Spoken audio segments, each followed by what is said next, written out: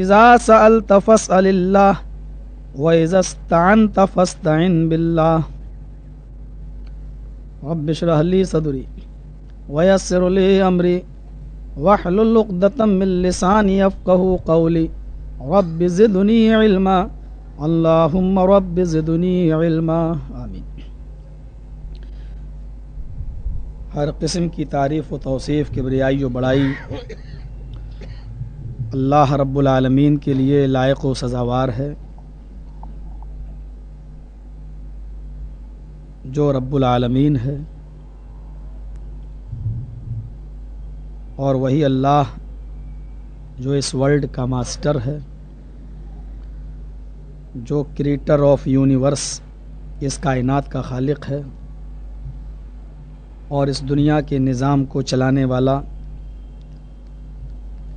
بہترین طریقے پر اور ایک اندازے کے مطابق ہر چیز کو چلانے پر قادر ہے، وعلی کل شیء قدیر ہے۔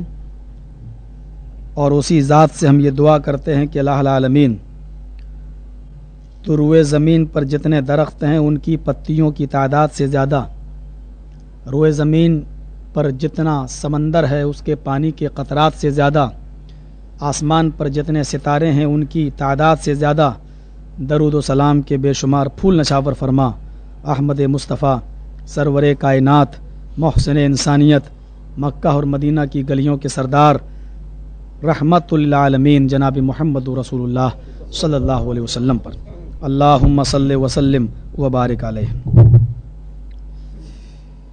اللہ رب العالمین کا یہ ایک بہت بڑا کرم اور اس کا احسان ہے کہ اس نے ہمیں اور آپ کو مسلمان بنایا، امت محمدیہ میں پیدا کیا، نبی آخر الزماں جناب محمد الرسول اللہ صلی اللہ علیہ وسلم کا امتی ہونے کا شرف بخشا، اور اس نے توحید جیسی چیز سے ہمیں اور آپ کو نوازا۔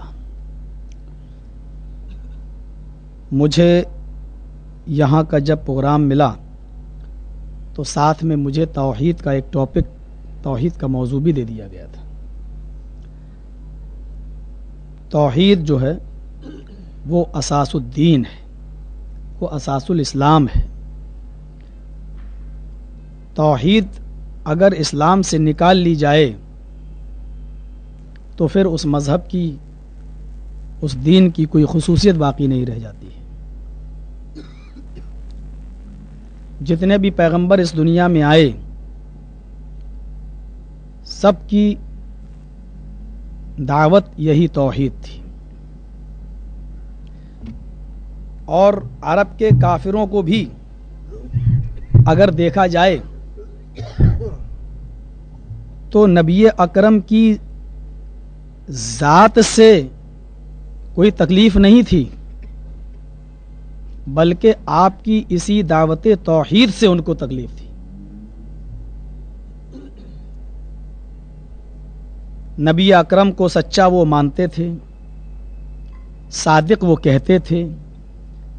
آج سیرت پر بہت سے جلسے ہو جاتے ہیں، سیرت پر ان کو اختلاف نہیں تھا،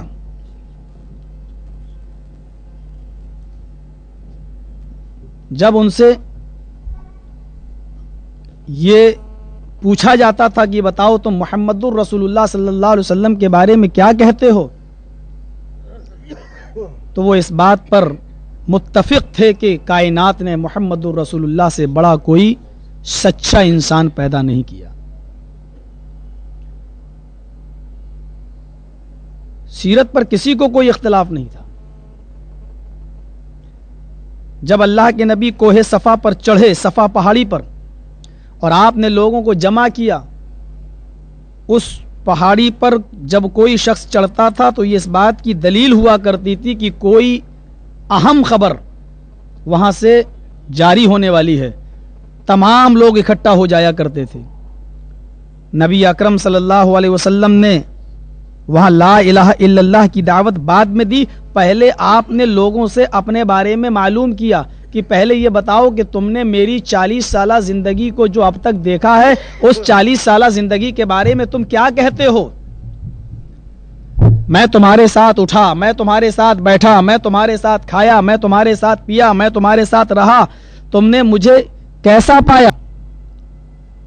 تو ان تمام لوگوں نے بیک زبان یہ کہا تھا، قالوا ما جربنا الا صدقا یا رسول یا محمد۔ عربی زبان میں قالو جمع مذکر غائب کا صیغہ ہے، یعنی یہ ایک آدمی کی آواز نہیں تھی بلکہ حاضرین پورے مجمع کی آواز تھی۔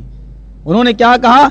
قالو ما جربنا الا صدقا، اے محمد صلی اللہ علیہ وسلم آپ کے بارے میں ہمارا تجربہ یہ ہے 40 سالہ زندگی کا کہ آپ اپنی زندگی میں کبھی جھوٹ نہیں بولے۔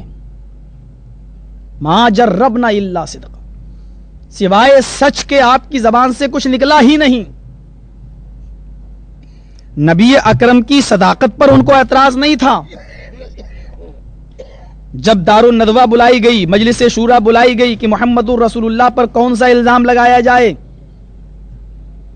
تو باقاعدہ میٹنگ ہو رہی، کوئی کہتا ہے کاہن کہو، ابو جہل کہتا ہے خدا لات و عزا کی قسم محمد کاہن نظر نہیں آتا ہے، یہ الزام اس کے اوپر فٹ نہیں بیٹھ رہا ہے۔ کہا اس کو مجنو کہو، کہا لات و عزا کی قسم محمد ہم کو مجنو بھی نظر نہیں آتا ہے، یہ الزام بھی غلط ثابت ہوگا۔ پاگل کہو، دیوانہ کہو، ساحر کہو، جھوٹا کہو، سارے الزامات پر ابو جہل یہی کہتا گیا نہیں یہ الزام اس کے اوپر فٹ نہیں بیٹھتا۔ لوگوں نے کہا تو پھر آپ ہی بتاؤ کیا کہا جائے ابو جہل سے؟ اس نے بہت سوچ سمجھ کر کہا کہ تھوڑا بہت اگر لوگ کسی بات پر یقین کر لیں گے تو اسی بات پر کریں گے کہ محمد کو جادوگر کہا جائے، کیونکہ اس کی بات جادو کی طرح اثر کرتی ہے۔ یہ باپ کو بیٹے سے اور بیٹے کو باپ سے جدا کرا دیتا ہے، یہ جادوگر ہے۔ دل اس پر بھی اس کا متفق نہیں ہو رہا تھا، لیکن قرین قیاس یہی ہے کہ اس کو جادوگر کہا جائے، کوئی الزام فٹ نہیں بیٹھتا تھا۔ خود ابو جہل یہ کہتا تھا محمد میں تجھے جھوٹا نہیں کہتا ہوں صلی اللہ علیہ وسلم، تیرے پاس جو شخص وہی لے کے آتا ہے میں اس کو جھوٹا کہتا ہوں۔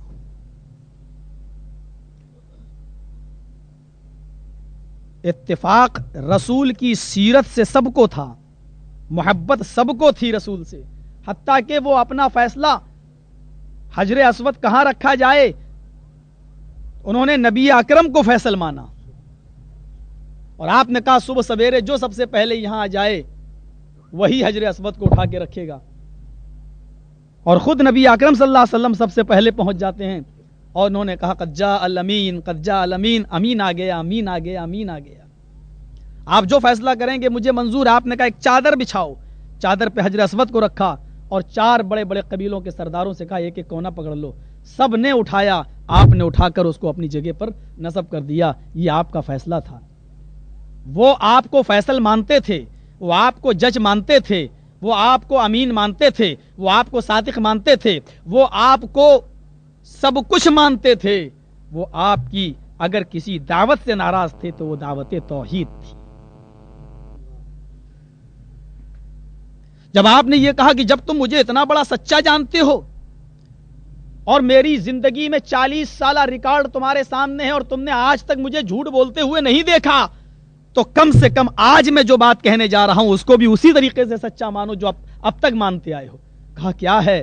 کہا قولوا لا الہ الا اللہ تفلحوا تملک العرب والعجم، اے لوگو تم اپنی زبان سے صرف اتنا کہہ دو اللہ کے علاوہ کوئی معبود نہیں ہے، لا الہ الا اللہ، 2 جملوں پر مشتمل ہے، لا الہ لا نفی جنس، لا الہ الا اللہ، اللہ کے ذریعے مستثنا، پہلے انکار کرو سارے جھوٹے خداؤں کا، لا الہ کوئی نہیں ہے، یہاں تک کہ اللہ کا بھی انکار ہو رہا ہے، لا الہ کوئی معبود نہیں، بعد میں اقرار کرو الا اللہ اللہ کے علاوہ، اللہ کے سوا، یعنی اللہ کو یہ برداشت نہیں کہ میرے ساتھ کسی کا انکار، پہلے سب کا انکار کرو بعد میں مجھے تسلیم کرو، یعنی میرے علاوہ کوئی معبود ہے ہی نہیں، لا نفی، نفی پہلے ہے، لا الہ الا اللہ کوئی نہیں، اور اس کی پھر علت بتائی، جب یہ کلمہ تم پڑھ لو گے تو کیا ہوگا؟ تملک العرب والعجم، عرب بھی تمہارا، عجم بھی تمہارا، ساری دنیا پر تمہاری حکومت ہوگی۔ آج ہم 12-15 کروڑ کی تعداد میں ہیں پاکستان میں، ہندوستان میں ہم 30 کروڑ کی تعداد میں ہیں۔ ہم اس ملک کی بات کر رہے ہیں جہاں ہماری تعداد 15 کروڑ کے آس پاس ہے۔ آپ غور کر کے دیکھیں گے کہ آج ہم لا الہ الا اللہ پڑھ رہے ہیں، لیکن آج ہماری حکومت پاکستان کے اندر بھی نہیں ہے۔ اس کا مطلب یہ ہے کہ ہماری زان سے جو لا الہ الا اللہ نکل رہا ہے اس میں کھوٹ ہے، اس میں کمی ہے، ورنہ وہ 313 جو جنگ بدر میں لڑ رہے تھے اور کسی کے پاس تیر تھا تو تلوار نہیں، اور تلوار تھی تو بچانے کے لیے ڈھال نہیں، نیزہ تھا تو کمان نہیں، کمان تھا تو تیر نہیں، ایک چیز تھی دوسری چیز ندارت، لیکن اس کے باوجود بھی ان کو اگر تھا تو رب پر ایمان اور رب پر بھروسہ اور رب پر توکل تھا۔ اور اس موقع پر نبی اکرم کو دیکھا گیا، آپ سجدے میں گرے ہوئے ہیں اور آپ کے آنکھوں سے اتنے آنسو نکلے کہ اسی سجدے کے اندر اللہ کے نبی یہ دعا کرتے جا رہے ہیں، اللہم لا تہلک ھذہ العصابہ ان تہلک ھذہ العصابہ لن تعبد بعد اليوم۔ اے اللہ، اس مٹھی بھر جماعت کو جو 313 ہے، جس کے بچے بوڑھے جوان سب کو جوڑا گیا تب 313 ہے، وہاں 1000 صرف نوجوان کافروں کا لشکر، یہاں 313 بوڑھے جوان اور بچے سب جوڑے گئے تب 313۔ اللہ کے نبی کیا کہہ رہے ہیں؟ اللہ، یہ تیرے پکے سچے مومن بندے ہیں، یہ میرے امتی ہیں، لا تہلک ھذہ العصابہ، اے اللہ اس مٹھی بھر جماعت کو تو ہلاک نہ کر دینا، اس کو برباد نہ کر دینا۔ ان تہلک ھذہ العصابہ لن تعبد بعد اليوم، اگر آج یہ مٹھی بھر جماعت ہلاک ہو گئی تو اس روئے زمین پر پھر کوئی اللہ کہنے والا نہ ہوگا، تیرا نام لینے والا نہ ہوگا۔ کیا کہا تھا؟ آج یہ 313 پکے سچے مسلمان بندے ہیں تیرے، میرے امتی ہیں، اگر آج یہ مٹ گئے تو اس روئے زمین پر تیرا کوئی نام لینے والا نہیں ہوگا۔ کیا ہم یہ کہہ سکتے ہیں اللہ سے دعا کرتے ہوئے کہ اللہ، ہم پاکستان میں 15-20 کروڑ کی تعداد میں تیرے پکے سچے بندے ہیں، تیرے رسول کی شریعت پہ چلنے والے اور تیری توحید پر مرنے مٹنے والے، اگر ہم مٹ گئے تو اس پاکستان میں کبھی اللہ کہنے والا نہیں ہوگا، ہماری زبان اس لائق ہے جو یہ کہہ سکے۔ حضرت ابو بکر آتے ہیں اور اللہ کے نبی صلی اللہ علیہ وسلم کے کاندھے پر ہاتھ رکھتے ہیں، نبی سجدے سے سر اٹھاتے ہیں، پیچھے مڑ کے دیکھا تو حضرت ابو بکر کھڑے ہیں۔ ابو بکر کہتے ہیں میں نے کونین کے تاجدار کی نگاہ میں، اللہ کے نبی کی آنکھوں میں اتنے آنسو اس دن دیکھے، اتنا روتے ہوئے میں نے دیکھا کہ پوری زندگی میں نے کبھی نبی کو اتنا روتے ہوئے نہیں دیکھا۔ درس توحید ہے، نازک موڑ ہے، 1000 سے زیادہ کفار کا لشکر ہے، 313 مجبور بے کس و بے بس مسلمان، تیر ہے تو تلوار نہیں، تلوار ہے تو ڈھال نہیں۔ ان کی حالت دیکھی، سجدے میں گر گئے اور پکارا تو کس کو پکارا؟ لوگ تو کہہ رہے ہیں کہ نبی اکرم مختار کل ہیں، ہمارے ہاں تو باقاعدہ کتابیں چھپی ہیں کہ خدا کے پرلے میں وحدت کے سوا رکھا ہی کیا ہے، مانگ لے لیں گے محمد سے جو لینا ہوگا، مانگ لیں گے محمد سے جو کچھ مانگنا ہوگا۔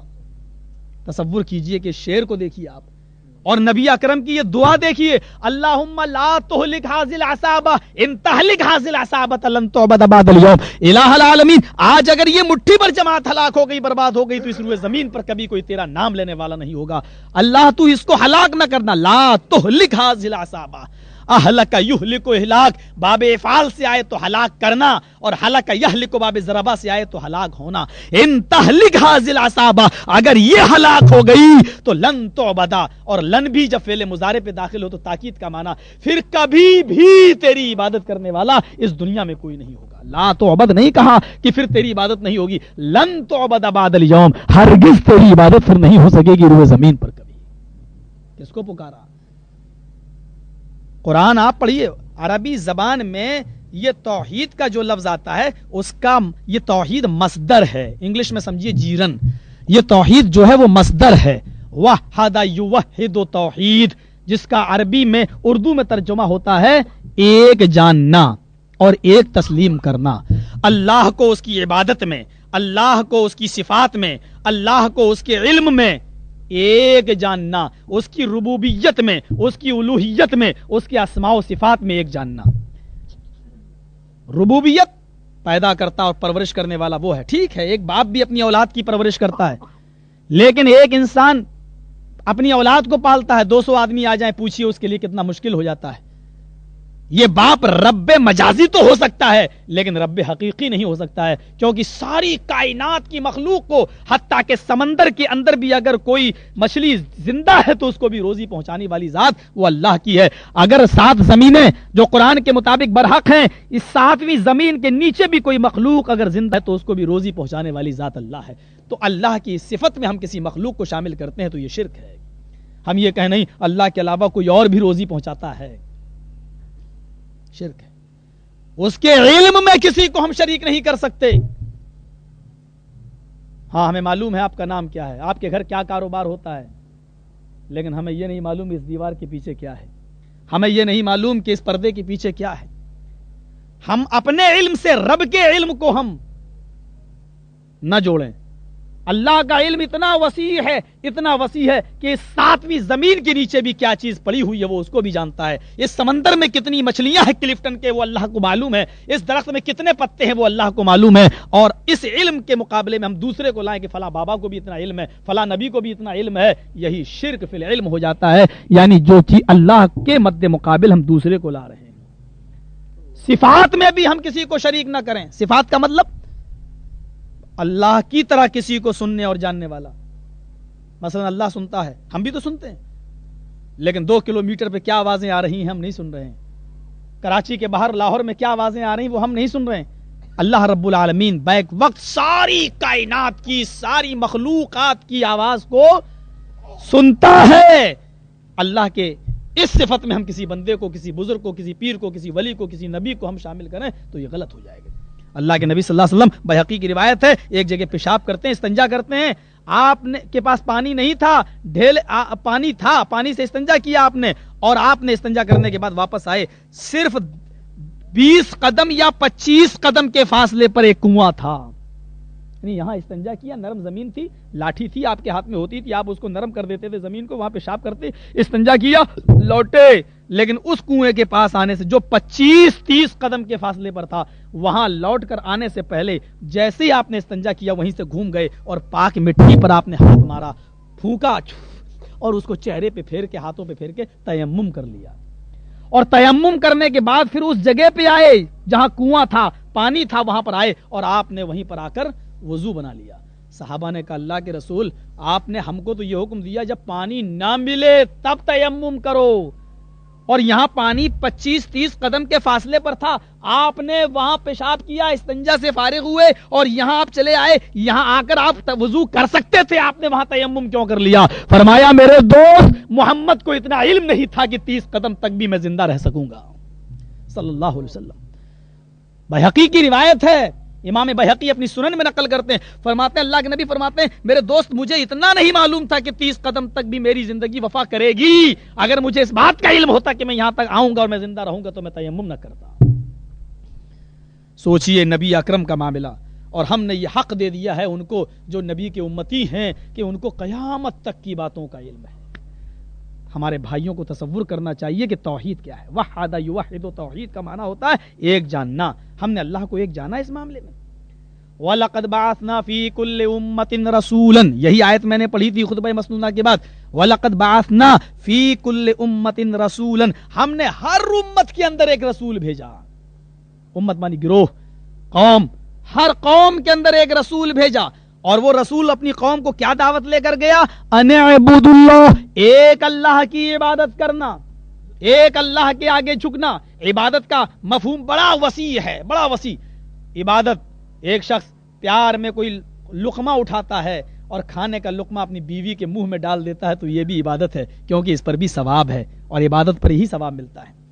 اگر جائز طریقے سے کوئی شخص اپنی بیوی سے ہم بستر ہوتا ہے، دعا پڑھ کے جاتا ہے جو نبی اکرم نے سکھائی ہے، تو اس پر بھی اس کو ثواب ملتا ہے، کیونکہ یہ بھی نبی اکرم کی سنت ہے، اور اس پر ثواب. صحابہ نے کہا اللہ کے رسول یہ تو ہم اپنے لذت کے لیے حاصل کرتے پھر بھی ثواب. فرمایا اگر اس کو کسی دوسری حرام جگہ پر اگر آپ یہ لذت حاصل کرتے تو کیا گناہ نہیں پڑتا؟ کہا ہاں. تو پھر جائز طریقے سے اگر تم اپنی بیوی سے ہم بستر ہو رہے ہو تو اللہ ثواب کیوں نہیں دے گا؟ اس پر بھی عبادت کا مفہوم یہی نہیں ہے کہ ہم مسجد کے کونے میں بیٹھ جائیں یا کسی مزار پہ چلے جائیں اور تسبیح اپنے ہاتھ میں لے لیں اور کہیں سبحان اللہ سبحان اللہ سبحان اللہ الحمدللہ الحمدللہ، بس یہی کرتے رہیں. لا رہبانیت فی الاسلام، اسلام کے اندر رہبانیت نہیں ہے. اپنی بیوی کے لیے کمانا عبادت ہے، اپنے بچوں کے لیے کمانا عبادت ہے، اپنے بیوی اور بچوں پر خرچ کرنا یہ بھی عبادت ہے. قرآن نے دیکھیے کتنے واضح الفاظ میں کہا فَإِذَا قُضِيَتِ الصَّلَاةُ فَإِذَا قُضِيَتِ الصَّلَاةُ فَانتَشِرُوا فِي الْأَرْضِ. جب جمعے کی اذان کے لیے بلایا جاتا ہے یا ایھا الذین آمنوا اذا نودی للصلاة من یوم الجمعہ فاسعوا الی ذکر اللہ وذروا البیع، خرید و فروخت کو چھوڑ دو. اور پھر آگے اللہ نے کہا فاذا قضیت الصلاۃ، جب نماز پڑھ لو، نماز سے فارغ ہو جاؤ تو اب مسجد میں بیٹھو مت، نماز پڑھ لی ختم ہو گئی چلو نکلو. فانتشروا فی الارض، نکلو زمین سے. اب وہاں بیٹھنے کی ضرورت نہیں ہے تمہیں لا یعنی بات کرنے کی. نکلو، کیا کرو؟ وابتغوا من فضل اللہ، اللہ کا رزق تلاش کرو، روزی تلاش کرو. پتہ چلا عبادت کے ساتھ ساتھ روزی کمانا بھی عبادت ہے. ہم نے تو صاحب یہاں کیوں بیٹھے ہو؟ بس اللہ کی عبادت کر رہے ہیں. کھانا کہاں سے آئے گا شام کو؟ اللہ دے گا. یہ کچھ ایسے ہمارے احباب بن گئے ہیں بیچارے جو لوگوں کی اور گاؤں اور محلے والوں کی روٹیوں حرام ٹکڑوں پر پل رہے ہیں بیچارے. بچوں کے لیے وہ مصیبت، بیوی کے لیے وہ مصیبت.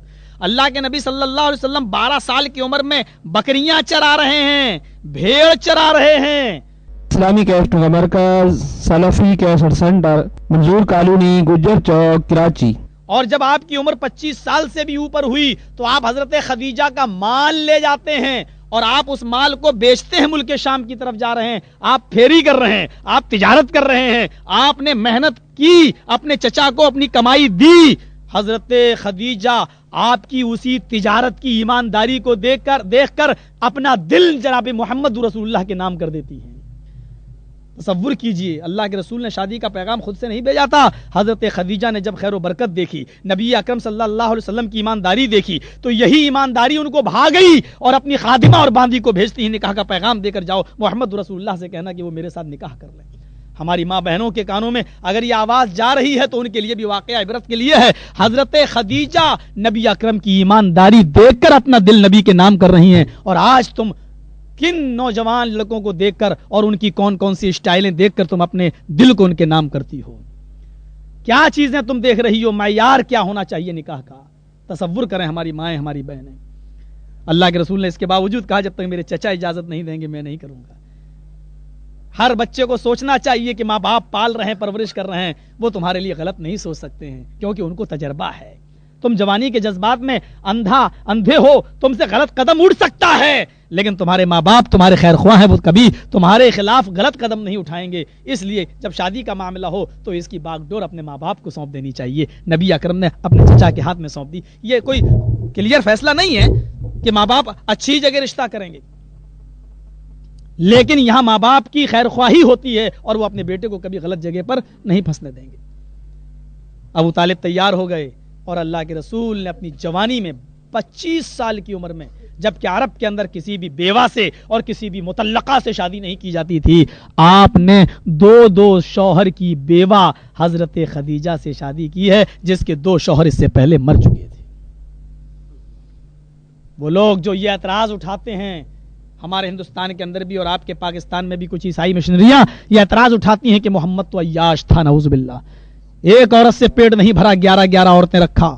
ہمارے یہاں باقاعدہ یہ کتاب چھپ کر ہندی میں بڑھتی ہے، ستیارتھ پرکاش اور رنگیلا رسول، جس میں لکھا گیا کہ محمد عیاش تھا، ایک عورت سے پیٹ نہیں بھرا، 11 بیوی رکھتا تھا. رنگیلا تھا وہ، رنگیل، عیاش تھا وہ، نعوذ باللہ. چھپتے ہوئے جملے ہیں. میں نے وہاں جا کے جواب دیا، ایک پہلی شادی 25 سال کی عمر میں جس نے 40 سال کی بوڑھی سے کی ہو، جس کے 2 شوہر انتقال کر چکے ہوں، تم اس شخص کو عیاش کہتے ہو؟ جس کی زندگی میں خدیجہ کے علاوہ جتنی بھی عورتیں آئی ہیں یا تو وہ بیوہ تھیں یا مطلقہ تھیں، اور خدیجہ جو بیوہ تھی سارے بچے آپ کے اسی سے پیدا ہوئے، کسی کنواری سے کوئی بچہ پیدا نہیں ہوا، عیاشی کی نیت سے آپ نے شادی نہیں کی تھی، نعوذ باللہ من ذالک۔ پڑھیں جا کے، آپ نے اس لیے بیوہ اور مطلقہ کو نکاح میں لیا تھا تاکہ بیواؤں کا کوئی نکاح نہیں کر رہا ہے بیواؤں کے ساتھ، اور مطلقہ کے ساتھ کوئی شادی نہیں کر رہا ہے، میں آئیڈیل بن کے آیا ہوں، میں نمونہ بن کے آیا ہوں، اگر ان بیواؤں کا گھر میں نہیں بساؤں گا اور میں ان کے لیے آئیڈیل نہیں بنوں گا تو میرے بعد آنے والی نسل ان کو کیسے اپنائے گی؟ اس لیے نبی اکرم صلی اللہ علیہ وسلم نے ان کو سب سے پہلے خود اپنے نکاح میں لیا ہے تاکہ آئندہ آنے والی نسل بیواؤں کو بھی گھر بسانے کا حق دے، مطلقہ کو بھی گھر بسانے کا حق دے، وہ اپنی بھری جوانی کہیں طوائفوں کی چکلوں پر نہیں لٹائیں بلکہ جائز طریقے سے وہ نکاح کریں، کہیں وہ بیئر بار میں ڈانس نہ کریں، کلبوں میں ناچے نہیں، بلکہ ان کو جائز طریقے سے اپنی خواہشات پورے کرنے کا حق دیا ہے اسلام نے۔ فطری مذہب اسلام یہ رہبانیت کو جائز قرار نہیں دیتا ہے۔ ہمارے علاقے میں آپ آئیے، جینی لوگ ننگے گھومتے ہیں، ننگے، اور کتنی عورتوں کو انہوں نے مندروں میں پکڑا ہے، اس لیے کہ جو رہبانیت اختیار کیے وہ خواہش نہیں لے جا پائیں گے جو قدرت نے پیدا کی ہے۔ پکڑے گئے، عورتیں ان کے اوپر دودھ ڈالتی ہیں اور وہ دودھ ان کی شرمگاہ سے بہتا ہوا آتا ہے تو اس کو بھر لیتی ہیں پیالے میں، وہ کہتے ہیں ننگے، ہم پیدا ہوا تھا انسان تو ننگا تھا، فطری طریقے کو ہم نہیں بدلیں گے، ہم ننگے ہی رہیں گے، اور انہی کو وہ اپنا قوم کا بزرگ سمجھتے ہیں۔ جینیوں میں مہاویر جی کی پوری قوم، اور وہ آج بھی وہ ننگے بابا پھرتے ہیں اور بالکل سڑکوں پر روڈ پر چلتے ہیں اور عورتیں ان کے پیچھے پیچھے چلتی ہیں اور اوپر سے دودھ ڈالتی ہیں سر پر، اور کٹورا لے کر پہلے ہی سے کھڑی ہو جاتی ہیں، وہ دودھ جب سر سے بہتے ہوئے شرمگاہ کے پاس سے ٹپکتا ہے اس کو کٹورے میں بھر کر وہ دودھ پیتی ہیں تاکہ اس سے بچہ نیک پیدا ہوگا، یہ عقیدہ ہے۔ محمد رسول اللہ صلی اللہ علیہ وسلم نے اس لیے شادی کی تھی تاکہ مطلقہ اور بیوہ کو بھی گھر بسانے کا حق ملے۔ وہ کوہ صفا جس پہ آپ چڑھے تھے، جب آپ نے اقرار کرایا بتاؤ تم نے مجھے کیسا پایا، تو کہا ما جربنا الا صدقا، سچ بول کے علاوہ کچھ نہیں پایا آپ کے اندر، سچ جھوٹ کا نام و نشان نہیں دیکھا آپ کے اندر۔ تو بتاؤ اگر میں تم سے یہ کہوں کہ اس وادی کے پیچھے ایک لشکر چھپا ہوا ہے، جو میں ابھی بتا دیتا ہوں کہ وہ بالکل نہیں ہے، اس وادی کے اندر کوئی لشکر آ بھی نہیں سکتا کیونکہ چاروں طرف سے کانٹوں سے گھری ہوئی ہے، کوئی لشکر چھپ نہیں سکتا، لیکن اگر محمد تم سے یہ کہے کہ اس وادی کے پیچھے ایک لشکر چھپا ہے تو تم میری بات کو مانو گے یا نہیں؟ انداز دیکھیے سمجھانے کا، نبی اکرم سے بڑا کوئی مقرر و خطیب پیدا نہیں ہوا ہے۔ کیا کہا؟ اگر میں یہ کہوں کہ اس وادی کے پیچھے ایک لشکر چھپا ہے، حالانکہ چھپ نہیں سکتا کیونکہ کانٹوں سے گھری ہے، جس کو میں دیکھ رہا ہوں تم نہیں دیکھ رہے ہو، میں اوپر چلا ہوں مجھے یہ وادی دکھائی دے رہی، اس میں کوئی لشکر بالکل نہیں آ سکتا، لیکن اگر میں یہ کہوں کہ اس میں ایک لشکر چھپا ہے تو میری بات کو تم مانو گے یا نہیں مانو گے؟ سارے لوگ کہنے لگے ہاں میں ضرور آپ کی بات مانوں گا، کیوں نہ مانوں؟ آپ نے فرمایا جب لشکر آ نہیں سکتا اور میں کہہ رہا ہوں چھپا ہے تو تم کیوں مانو گے؟ اب انہوں نے دوبارہ چیخ کر کہا ما جربنا الا صدقن، اس لیے کہ ہمارا تجربہ ہے کہ آپ اپنی پوری زندگی میں 40 سالہ زندگی میں جھوٹ کبھی بولتے ہوئے نظر نہیں آئے۔ پھر آپ نے کہا جب تم مجھے اتنا سچا مانتے ہو اور میری سچائی کا اعتراف بھی کر لیے ہو تو اب سنو، میں تم کو ایک اللہ سے ڈراتا ہوں، میں اللہ کا نبی بن کر آیا ہوں، یہ جہنم اور عذاب قبر اور عذاب جہنم سے میں تمہیں ڈراتا ہوں، اے لوگو جہنم سے بچ جاؤ اور تم لا الہ الا اللہ پڑھ کر ایک اللہ کی عبادت گزار بن جاؤ۔ سارے مجمع پہ سناٹا، جھوٹا کہیں تو کیسے کہیں، ابھی تو سچائی کا اعتراف کیا تھا۔ میرے بھائیوں مزاج دیکھیے، ماہر نفس، کتنا بڑا ماہر نفس تھے ہمارے پیغمبر کہ لوگوں کو سمجھانے سے پہلے سمجھ گئے کہ یہ بے زبان، یہ ان کی زبان کیسے بند ہوگی اور یہ میرے اوپر کوئی اعتراض لگانا بھی چاہیں تو نہیں لگا سکتے، اس لیے آپ نے سب سے پہلے ان کی وہ نبض پر ہاتھ رکھا کہ یہ مجھے جھٹلانے کی طاقت نہ رکھیں۔ بتلاؤ کیا کہتے ہو؟ سب خاموش، کہیں ہم تو 360 بتوں کی پوجا کرتے ہیں اور یہ کہہ رہا ہے اے خدا کی عبادت کرو۔ سناٹا چھا گیا پورے مجمع پہ، کوئی نہیں بولا تو ایک بدقماش بدنیت سگا نبی کا چچا ابو لہب اٹھتا ہے، کہتا ہے تبن لک یا محمد الہذا جماعتنا۔ اس نے دیکھا محمد کی بات کا اثر، صلی اللہ علیہ وسلم کی گفتگو کا اثر پورے مجمع پہ چھا جائے گا، کہیں یہ لوگ بہک نہ جائیں۔ فوراً چیخ پڑا ابو لہب تبن لک یا محمد، آئے محمد تو برباد ہو جا، الہذا جماعتنا، کیا اسی لیے تو نے ہم کو جمع کیا ہے؟ اللہ کے نبی نے اپنے چچا کے الفاظ کو دہرانا پسند نہیں کیا، آپ نے ان کے لیے کوئی بد دعا نہیں کی، کیوں؟ یہ نبی کی شان نہیں. آپ پہاڑی سے اتر آئے. کون اٹھا سب سے پہلے؟ نبی کا سگا چچا. اور دعوت کیا تھی؟ لا الہ الا اللہ. ابھی تک سب دوست تھے نبی کے، سب نبی کو سچا جانتے تھے، نبی کی نبوت، نبی کی شخصیت پر کسی کو اعتراض نہیں تھا. آج پہلا اعتراض ہوا ہے نبی نے جو توحید کی دعوت پیش کی ہے اس بات پر. اور وہ بھی اعتراض کہاں سے اٹھا؟ گھر سے. ابو لہب نبی کا چچا. پتہ یہ چلا کہ اگر ہم کنورٹ ہوتے ہیں اور کوئی مسلک قبول کرتے ہیں اور ہماری مخالفت اگر سب سے پہلے ہمارے گھر سے ہوتی ہے تو اس کا مطلب یہ ہے کہ یہ دعوت ہماری کامیاب دعوت ہے، ہماری دعوت کامیاب دعوت ہے. اچھا تو یہ بن گیا. ہمارے علاقے میں ایک شخص رہتا تھا سعودی عرب میں، وہ گیا اور وہاں کیسٹیں اور تقریریں سن کر علماء سے فائدہ اٹھا کر وہ اہل حدیث ہو گیا. اس کے باپ نے اس کو عاق کر دیا، گھر سے زمین و جائیداد سے بے دخل کر دیا، کورٹ میں لکھ کے دے دیا کہ یہ میرا بیٹا نہیں ہے اور مجھ سے اس کا کوئی تعلق نہیں.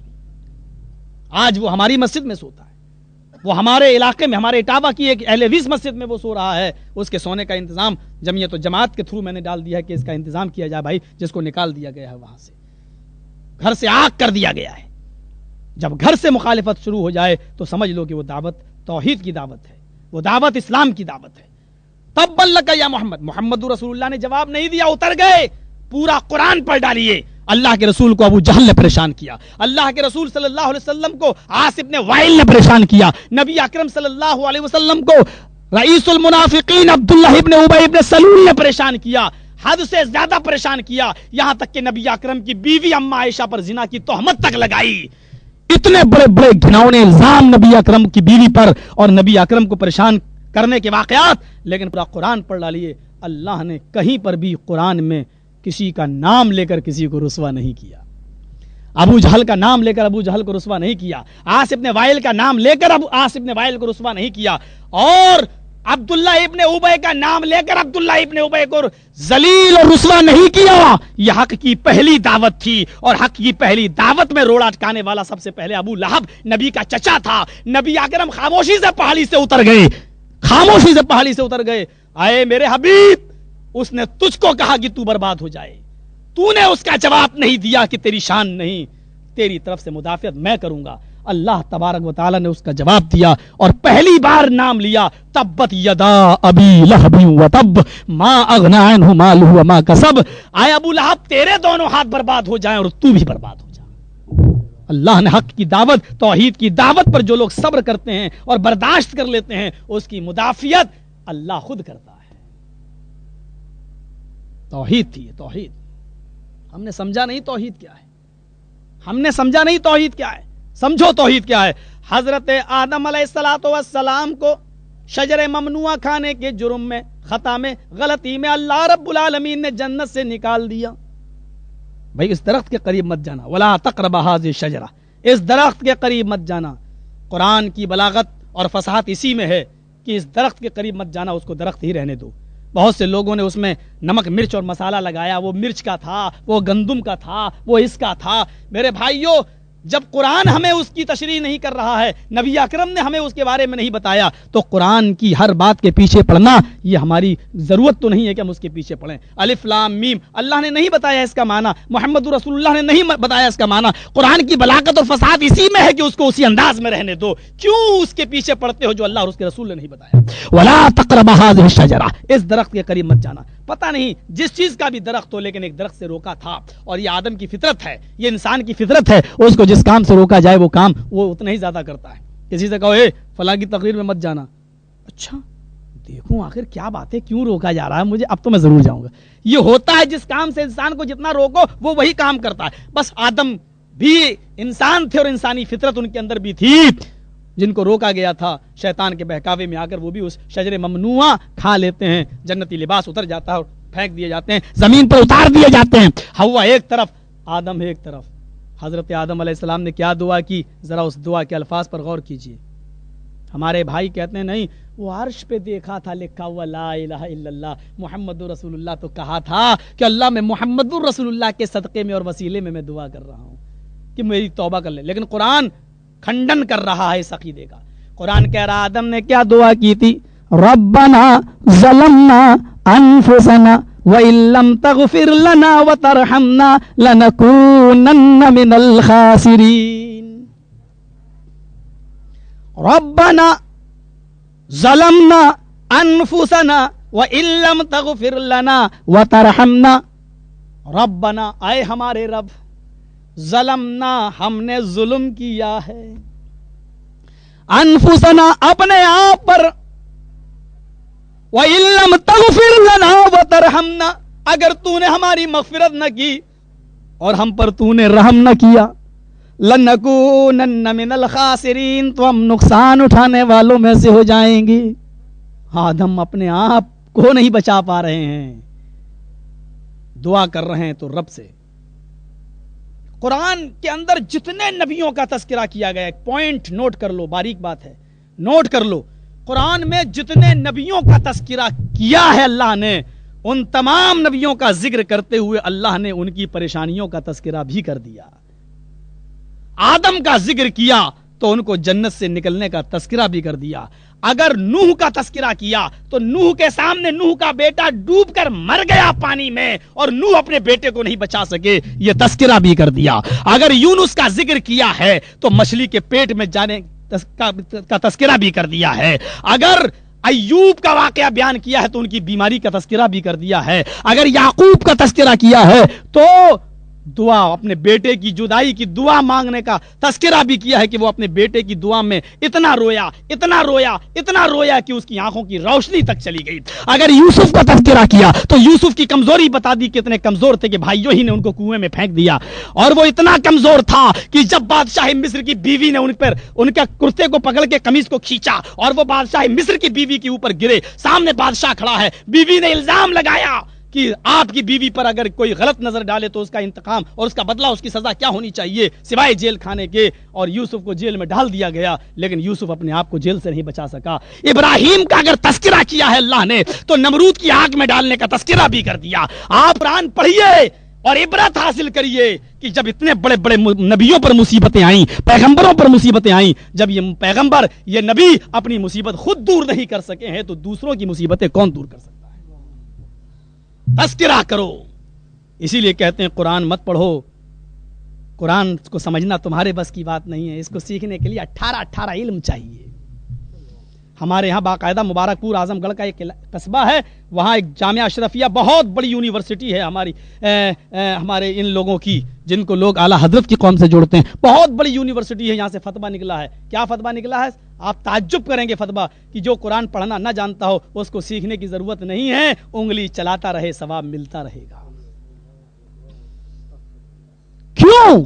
قرآن پڑھیں گے تو لوگ پوچھیں گے یونس مچھلی کے پیٹ میں ہیں, آدم جنت سے باہر ہیں, ابراہیم رب کو پکار رہے ہیں, ایوب رب کو پکار رہے ہیں, تو پھر جب یہ نبی اپنی مصیبت خود دور نہیں کر پائے تو ہماری مصیبت کو یہ بزرگ, یہ بابا, یہ پیر ولی کیسے دور کریں گے؟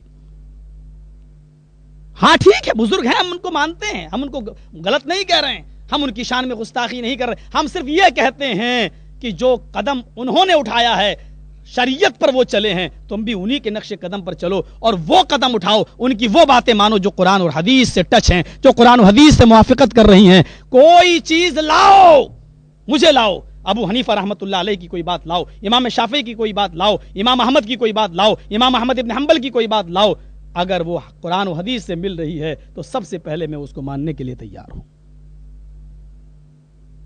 سب سے پہلے میں اس کو ماننے کے لیے تیار ہوں. ورنہ تم فیصلہ کرو. تم کہتے ہو کہ ہمارے بزرگوں نے کوئی قدم قرآن و حدیث کے خلاف نہیں اٹھایا, ہم تو وہی وہ انہوں نے کیا قرآن و حدیث کے خلاف کوئی بات کہی ہے؟ میں تم سے ایک مسئلہ پوچھتا ہوں, بتاؤ یہ قرآن و حدیث کا کون سا مسئلہ ہے؟ آج اس کو ہمارے بھائی کیوں نہیں مانتے؟ سب فیصلہ کر کے بتائیں. حضرت ابو بکر صدیق کا جب انتقال ہوا تو ان کو غسل کس نے دیا؟ جاؤ فیصلہ تم پہ ٹھہرا. ابو بکر صدیق کا جب انتقال ہوا تو ان کو غسل کس نے دیا؟ چلو یہ بتا دو کہ حضرت فاطمہ کا انتقال ہوا تو ان کو غسل کس نے دیا؟ اور اگر نہیں آتا ہے تو تحقیق کر کے دیکھ لو, ابو بکر کا انتقال ہوا تو ان کو ان کی بیوی نے غسل دیا, اور فاطمہ کا انتقال ہوا تو ان کو ان کے شوہر حضرت علی نے غسل دیا. تم کہتے ہو کہ ہمارے یہاں سارے مسئلے قرآن و حدیث کے فیور کے ہیں، ہمارے بزرگوں نے ایسا کوئی قدم نہیں اٹھایا ہے جو قرآن و حدیث کے خلاف ہو۔ نبی اس دنیا میں نہیں ہے، ابو بکر کی خلافت ہے، وہ بھی 2.5 سال پورا کر کے انتقال کر گئے ہیں، نبی بھی نہیں، ابو بکر بھی انتقال کر گئے ہیں، تم کہتے ہو منسوخ ہو گیا۔ اگر منسوخ ہوتا تو حضرت ابو بکر کی بیوی ابو بکر کو غسل نہ دیتی، حضرت فاطمہ کو حضرت علی غسل نہیں دیتے۔ اور ہمارے بھائیوں کی کتابوں میں باقاعدہ لکھا ہے کہ شوہر کے مرنے کے بعد بیوی کو شوہر کی شکل نہ دکھاؤ کیونکہ نکاح ٹوٹ گیا، اور بیوی کے مرنے کے بعد شوہر کو بیوی سے دور رکھو، اس کی شکل نہ دکھاؤ کیونکہ نکاح ٹوٹ گیا۔ اب نہ شوہر بیوی کو غسل دے سکتا ہے نہ بیوی شوہر کو۔ مجھے بتاؤ کہ آپ کہتے ہو ہمارے بزرگوں نے ساری باتیں قرآن و حدیث کے مطابق بتائیں، اس معاملے میں کیا کہتے ہو؟ کیا کہتے ہو؟ اس لیے میں کہتا ہوں کہ میں ابو حنیفہ کا مخالف نہیں ہوں، امام شافعی کا نہیں ہوں، انسان ہونے کے ناطے سے غلطیاں سب سے ہوئی ہیں، اللہ رب العالمین ان کی غلطیوں کو معاف فرمائے، ان کے اجتہاد کو قبول کرے، اور انہوں نے جو جائز خدمت کی اللہ تو اس کو قبول فرمائے، اور جو ان سے غلطیاں ہوئی ہیں تو اس کو معاف فرمائے۔ ہمیں محمد وہ باتیں لینے کی توفیق عطا فرمائے جو قرآن و حدیث میں مل رہی ہیں، موافقت کھا رہی ہیں، مامنا و صدقنا، ہم اس پر ایمان لاتے ہیں اور تصدیق کرتے ہیں۔ لیکن اگر کوئی بات ایسی ہے جو قرآن و حدیث کے خلاف ہے تو ہم کبھی نہیں مانیں گے۔ مثلا ہمارے یہاں ایک واقعہ پیش آیا تھا، شاید آپ کے پیپر میں آیا ہو، یہاں ہمارے یہاں ایسا واقعہ پیش آیا، عمرانہ ایک عورت تھی، عمرانہ ایک لڑکی کا نام، اس کے سسر نے عمرانہ کے ساتھ زنا کر لیا۔ دارالعلوم دیوبند سے فتویٰ صادر ہوا کہ سسر نے جو بہو کے ساتھ، اپنے بیٹے کی بیوی کے ساتھ جو زنا کیا ہے، اس بنیاد پر بیوی اپنے شوہر پر حرام ہو گئی۔ زنا کر رہا ہے شوہر، زنا کر رہا ہے سسر، اور حرام کس پر ہو رہی ہے؟ شوہر پر۔ 4 بچوں کی ماں تھی، میڈیا پر آیا، لوگوں نے اس کو الگ کر دیا، عورت کو۔ شوہر چھوڑنا نہیں چاہ رہا ہے، بیوی شوہر کو چھوڑنا نہیں چاہ رہی ہے، کٹھ ملاؤں کے فتوے یہ بتلا رہے ہیں کہ بیوی کو چھوڑو، بچوں کو چھوڑو۔ جب فیصلہ ہوا تو آخر میں یہ ہوا کہ اب اس عورت کا کیا ہو؟ کہا کہ جس سسر نے اس کے ساتھ زنا کیا ہے اسی کے ساتھ اس عورت کو عدت گزار کے اسی کے ساتھ نکاح کر دو، اسی کو دے دو، کیونکہ اب یہ اپنے شوہر کی ماں بن گئی۔ یہ فتویٰ کوئی غلط فتویٰ مسئلہ کے اعتبار سے نہیں تھا، کیونکہ یہ تو باقاعدہ ہدایہ اور در مختار میں یہ لکھا ہوا ہے، میری بیوی اور میری ساس دونوں ایک ساتھ سو رہے ہیں، دونوں سو رہی ہیں، مجھے رات میں ضرورت پڑی کہ بیوی کو اٹھاؤں اور میں اس کو اپنے کمرے میں لاؤں، میں دھوکے سے میں نے بیوی کے بجائے ساس کو ہاتھ مارا، میں سمجھا شاید یہی میری بیوی ہے، اور دھوکے سے میں نے ساس کو جگایا، تو وہ ہاتھ شہوت کا ہاتھ ہے جو ساس پر پڑ گیا، بیوی حرام ہو گئی۔ غلط ہے تو کوئی ٹوکے مجھے، غلط ہے تو جرت کرے کوئی، باقاعدہ یہاں کتابیں موجود ہیں میرے بھائیوں، آپ دیکھ سکتے ہیں یہ عقیدے۔ سچ بتاؤ کہ عمرانہ جو اپنے سسر سے زنا جس نے کیا، مجھ سے پوچھا گیا، میڈیا والے آئے، ہمارے 2 عالم اہل حدیثوں کے بھی بیٹھے وہاں پر، پوچھا گیا، میں نے کہا کہ ہم تو اس بات کے قائل نہیں ہیں، اگر اس عورت کے ساتھ زنا بالجبر ہوا ہے تو اس عورت کی کوئی غلطی نہیں ہے، سسر کو سزا ملنی چاہیے۔ ہم لوگ یہ نہیں کہہ سکتے سنسار کرو، کیونکہ اس علاقے میں رہتے ہیں جہاں سنساری کرنے کا حکم نہیں دیا جا سکتا ہے، سزا ملنی چاہیے۔ اور اگر یہ زنا بالرضا تھا تو دونوں کو سزا دو، اگر رضا تھا، لیکن دونوں صورتوں میں بیوی شوہر پر حرام نہیں ہوگی۔ یہ کہاں کا عقیدہ ہے؟ میں نے کہا بتاؤ، یہ حکم دیا گیا کہ اسی کو دے دو۔